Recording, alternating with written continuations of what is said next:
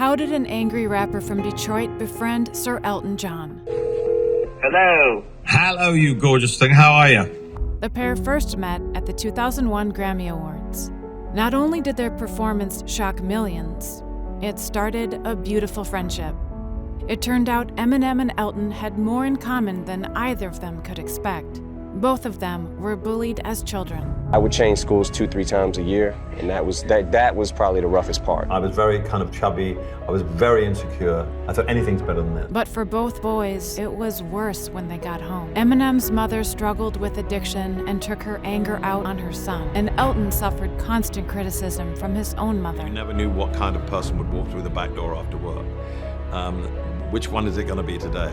It did leave a scar. And that scar took a long time to heal, and maybe it will never heal totally. With no other outlet, they both turned to music.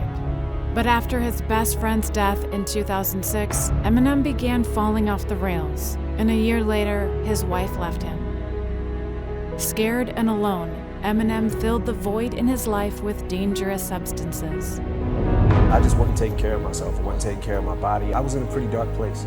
But he was too ashamed to ask for help. You're struggling with the argument of, do you have a problem or do you not have a problem? Can you control it or can you not? The hip-hop world that I live in, I think that it can be mistaken for weakness.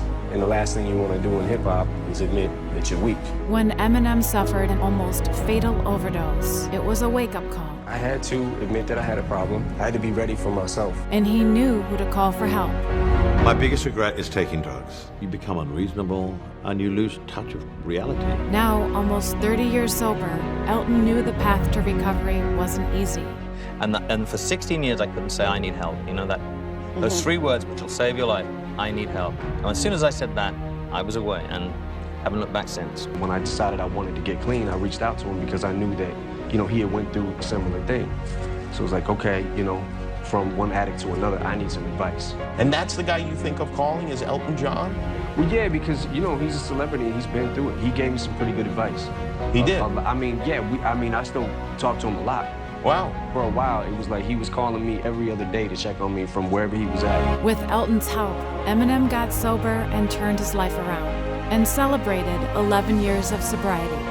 Elton also inspired Eminem to pay his good fortune forward. The rapper created the Marshall Mathers Foundation dedicated to helping at-risk youth, while frequently donating to Elton's own AIDS Foundation. We've been amazing friends ever since. He's an amazing guy, and I just adore him. Their story reminds us that the truest connections are formed when we look beneath the surface.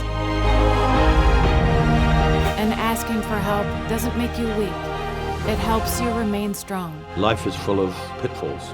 If you don't communicate and you don't talk about things, then you're never gonna find a solution. It does get better, you know? It does. If you're in pain and you're afraid to reach out because you think people will think you're weak or you feel ashamed of asking for help, just swallow your pride. Your pride will kill you. Just ask for help. Love you so much. Speak to you soon, buddy. All right, Elton, love you too, man. Take care.